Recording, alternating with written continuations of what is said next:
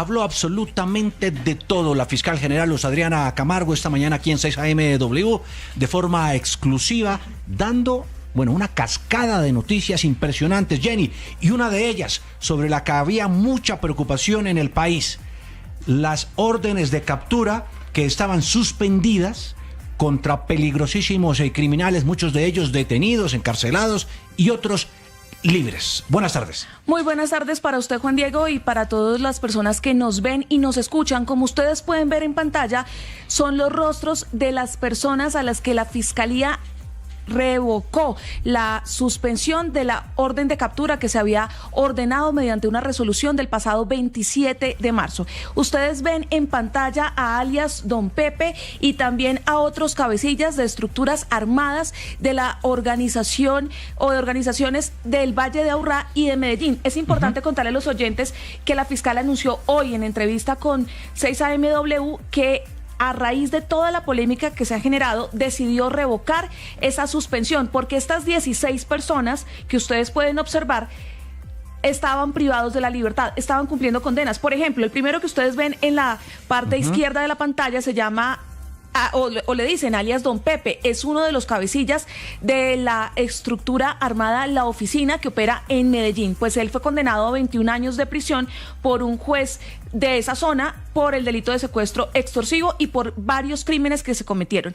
La fiscal lo que dijo fue que a ella, el jefe del alto comisionado, no le había informado oportunamente sobre que estas personas estaban privadas de la libertad cumpliendo condenas. Pero sí. ¿Qué nos dijo Juan Diego? Veamos lo que dijo hoy en Caracol. O sea, estas personas ya cumplen una pena privativa de la libertad y la cumplen por mandato de un juez de la República que les impuso una pena. Entonces, pues mi sorpresa cuando me entero que 16 de los 23 son personas privadas de la libertad es ¿por qué no aparecía esa información ahí? Tal vez si en el listado largo que se remite en la solicitud, se hubiese puesto los alias de esas personas, nosotros sin necesidad que nos dijeran, hubiésemos sabido que esas personas eran de aquellas privadas de la libertad, pero de verdad que nosotros no nos imaginamos que se hiciera una solicitud de suspensión de órdenes de captura respecto de personas que cumplen condenas. Importante decir que de las 23 órdenes de captura que como tal se habían expedido y se habían suspendido, quedaron vigentes tan solo 7, porque 16 se revocaron al considerar que no se había entregado la información suficiente sobre que estas 16 estaban privadas de la libertad. Pero Juan Diego, hubo un anuncio muy importante. En el caso concreto de alias Calarcá, jefe de las disidencias de las FARC, quien pues precisamente está encabezando buena parte de todas esas gestorías que ha adelantado el gobierno nacional en la que ha llamado la paz total, pero que siguió delinquiendo y le hizo una petición a fiscal al presidente Petro. Así es, la petición consiste en que esta persona no solamente sea sacada de la designación de vocero de paz, que fue una designación que se emitió bajo una resolución en el año 2024, más exactamente el 15 de enero, y que además, Juan Diego, le solicita a la Fiscalía suspender la orden de captura o la libertad que él tiene en este momento. Pero hay una noticia muy importante y es que la fiscal le dijo a usted específicamente que va a imputar cargos por crímenes de guerra y de lesa humanidad cometidos en medio de todo lo que ha sido la paz total. Así es, pues aquí está lo que dijo la fiscal, escuchen. Desde la cárcel de La Paz en Itagüí, la senadora Isabel Zuleta, y también coordinadora de este espacio, rechazó la decisión y aseguró que es importante señalar que la fiscal dijo específicamente sobre lo que significaba la imputación de cargos, y es que esta audiencia se va a llevar a cabo posiblemente de manera virtual, como se hizo con varios disidentes. Escuchemos qué fue lo que dijo la fiscal Luz Adriana Camargo en entrevista exclusiva con Caracol Radio acerca de una noticia sin precedentes. Fiscalía imputará cargos por crímenes de guerra. Se han identificado casos en los que se ha vulnerado el derecho internacional humanitario en departamentos como el Meta, reclutamiento infantil, pero también minas antipersona, Juan Diego. Aquí se está lo que dijo la fiscal. Nosotros en la mañana de hoy, a las 7:30 de la mañana, dejamos radicadas directamente en el despacho del señor presidente de la República 2 solicitudes formales, una que tiene que ver con la situación de alias Calarcá, donde nosotros específicamente le pedimos al señor presidente que levante la condición de miembro representante del grupo por incumplimiento de sus obligaciones de esta persona y que, en consecuencia, nos solicite la suspensión, la revocatoria o la reactivación de esas órdenes de captura. La fiscal dijo que está muy interesada en que se haga como tal, que se levanten estas suspensiones porque considera que se han cometido graves delitos y que están todos documentados en el departamento del Meta, por ejemplo. Pero usted le hizo hoy una pregunta a la fiscal general de la Nación sobre la denuncia de Abelardo de la Espriella, el candidato presidencial, específicamente sobre las interceptaciones. De acuerdo. En referencia a un trino que puso el presidente Gustavo Petro, donde dijo que el candidato de la Espriella supuestamente se habría reunido con miembros dueños de Thomas Greganzón, que es la compañía que se ha encargado durante mucho tiempo, o se encargó de los pasaportes y también de toda la logística de las elecciones, con un contrato que tiene con la registraduría, diciendo el presidente en su trino que allí había una especie de confabulación para manipular los algoritmos que determinarían el conteo en los votos y en el software de la registraduría. Pues a raíz de eso, esto fue lo que dijo la fiscal. El trino del presidente es gravísimo. Es gravísimo porque la inquietud que a mí me asalta es cómo el presidente conoce de una interceptación y cómo con alguna tranquilidad menciona que la interceptación es de la Dirección Nacional de Inteligencia. Yo quiero recordar que nosotros tuvimos un proceso gravísimo por interceptaciones ilegales, que se conoció como las chuzadas, ¿no? Del que él fue víctima. Claro. Y por ese escándalo, porque no fue un escándalo, por esos delitos gravísimos, desapareció el Departamento Administrativo de Seguridad.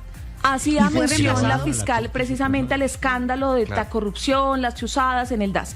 Pero hubo un pronunciamiento vehemente de la fiscal y es que hablamos acerca de esos mensajes que publica el jefe de Estado en su red social de Twitter, por donde se refiere a varios temas del orden nacional y donde la ha atacado. Pues que dijo que no se siente acosada, pero sí bastante aburrida. Veamos lo que respondió la fiscal en Caracol Radio. Y yo soy resiliente con la crítica. Yo creo que la crítica le permite a uno mejorar. Ahora, la pregunta concreta, ¿yo me siento acosada? No, yo no me siento acosada. Yo no me siento acosada. A mí, yo, discúlpeme la expresión, pero yo me siento aburrida. Yo me siento aburrida con el tema. Amada. Yo no tengo, de verdad que la Fiscalía requiere mucha energía y requiere mucha serenidad, y nosotros estábamos haciendo cosas muy importantes en una gestión que pero no se reduce a una gestión de 4 Pero hubo un caso que la fiscal años calificó como delirante, Juan Diego, y es precisamente esos trinos del jefe de Estado sobre lo que ha pasado con Diego Marín Buitrago, alias Papá Pitufo, porque la Fiscalía ya solicitó en 2 oportunidades la extradición, pero él tiene una solicitud de asilo político porque dice sentirse perseguido. Pues, ¿qué dijo la fiscal? Que los trinos del presidente contribuyen a la teoría de que él es un perseguido político en Colombia. Escuchemos específicamente qué respondió. Discúlpeme la expresión, pero esto es delirante. Es que nosotros no somos los que traemos a las personas extraditadas. Cuando nosotros hacemos una solicitud de extradición, cuando el gobierno hace una solicitud de extradición, porque lo hace el Ministerio de Relaciones Exteriores, le solicita a otro estado que verifique las condiciones de procedibilidad para que dé la extradición. Yo quiero recordar que Diego Marín no tiene autorizada una, sino 2 peticiones de extradición. Una en España, y se fue de España. Fue el pronunciamiento de la fiscal en 6AMW, bastante completo, dijo muchas cosas, nos contó todas las noticias, las cartas que radicó ante el jefe de Estado en la mañana de este miércoles, donde dijo además, Juan Diego, que le pedía al presidente de la República que le ordenara la suspensión de esa orden de captura a alias Calarca y a 4 integrantes del Frente 33. Una bomba noticiosa, por supuesto, Jenny. Usted se anotó un hit esta mañana aquí en 6AMW, 12 minutos. Pues, ¿cómo reaccionaron los mandatarios locales de Medellín y de Antioquia? Pues porque ellos justamente han estado detrás de todo esto pidiéndole a la Fiscalía e incluso a las autoridades judiciales en los Estados Unidos que reactiven extradiciones para sacar del país a los jefes de las bandas criminales con quienes se está precisamente negociando en este gobierno. Laura Samper. Desde la cárcel de La Paz en Itagüí, la senadora Isabel Zuleta y también coordinadora de este espacio rechazó la decisión y aseguró que podría volver a cambiar en el futuro. No hay claridad sobre la pertinencia o no, hay discusión. No hay una posición única en relación a la pertinencia de esas medidas. El alcalde de Medellín, Federico Gutiérrez, también se pronunció sobre este hecho. Aseguró que envió al gobierno de Estados Unidos un documento con información detallada sobre los 23 criminales de estas estructuras del Valle de Aburrá, alertando el riesgo sobre posibles vínculos con el narcotráfico. ¿Por qué lo hago? Porque algunas de estas personas mencionadas allí, en algunos años anteriores, cuando los capturamos en nuestro anterior gobierno, algunos de ellos eran pedidos en extradición por Estados Unidos por tráfico de droga. Sectores políticos del departamento de Antioquia han solicitado a la Fiscalía General de la Nación también revocar la suspensión de la orden de captura contra las 7 personas que están en libertad. Pues en el Congreso, Laura, también hay reacciones. Vamos a ampliarlo con Laura Daniela Duarte. Por supuesto, Juan Diego, buenas tardes desde el Congreso de la República. Desde aquí las reacciones, por supuesto, son políticas. Que muchos congresistas han asegurado, sobre todo de la oposición, que detrás de esta decisión, al menos del gobierno nacional, de intentar que se mantengan activas las suspensiones de las órdenes de captura, habrían motivaciones políticas. Pues al respecto, específicamente sobre la decisión de la fiscal de reactivar esas órdenes de 16 de 23 cabecillas de las bandas de Medellín, en el marco de esas negociaciones, se refirió a ello la senadora y candidata presidencial Paloma Valencia, que solicitó que se haga lo mismo desde la Fiscalía en el caso de alias Calarcá. Según dijo ella, la norma constitucional pues le permite incluso no pedir la autorización al gobierno para levantar o más bien para mantener esta orden de captura, y entonces le pide ella que autorice entonces la detención de alias Calarcá. Escuche usted. Es claro que Calarcá, hoy vinculado con todos los procesos de delitos activos en este momento, no puede estar fungiendo de gestor de paz. De manera que la Fiscalía tiene que reactivar de manera inmediata esa orden de captura. Eso fue lo que le dijimos a la fiscal en el día de ayer y esperamos que hoy procedan a reactivar la orden de captura, inmediatamente el gobierno a obedecer y capturar a Calarcá. Pues eso es lo que asegura, que así como la fiscal Luz Adriana Camargo lo hizo con estos 16 miembros de las bandas criminales de Medellín, lo haga también con alias Calarcá y se mantenga esa orden de captura. Por otro lado, el representante Andrés Guerra, o representante electo más bien Andrés Guerra del Centro Democrático, aseguró, como lo mencionaba, que detrás de todo esto hay una motivación electoral y que el gobierno ha insistido realmente para poder continuar en la campaña de Iván Cepeda. Escuchemos. Ver para creer, porque es increíble que el gobierno de Gustavo Petro y su candidato Iván Cepeda diga que desde 1980 el paramilitarismo nació en Antioquia y él suelte a los actuales paramilitares para que hagan campaña por Iván Cepeda. Ver para creer lo de la fiscal. Pues al respecto, hasta ante ese señalamiento, ha respondido también, consultado por Caracol Radio, el representante Alirio Uribe, quien es bastante activo en la campaña del senador Iván Cepeda, y aseguró que esto no tiene nada que ver con lo electoral. Descartó, por supuesto, que las bandas criminales estuviesen haciendo campaña en los territorios a favor del candidato del petrismo. Escuchemos. Es obvio que el candidato Iván Cepeda ha defendido las políticas de paz, ha sido facilitador de procesos de negociación, todo se ha hecho dentro del marco de la ley y no hay ningún interés por parte de la campaña presidencial de obtener ningún beneficio en estos temas. Por lo tanto, pues la campaña no tiene nada que ver con la aplicación o no de la ley de paz total.